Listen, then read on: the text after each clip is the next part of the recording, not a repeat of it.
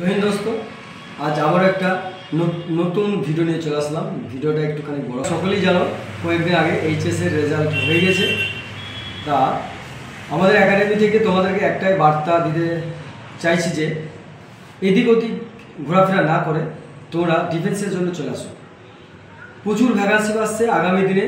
যেমন বিএসএফে 17,000 নেবে, SSC জিডিতে maximum 80,000 থেকে 1,20,000 ভ্যাকান্সি আসছে, এবং BSF, CRPF, CISF, Assam rifle, ITBP এবং স্টেট পুলিশের জন্য Kolkata police, Bengal police, fire brigade police বিশাল একঝাঁক ভ্যাকান্সি পাচ্ছি।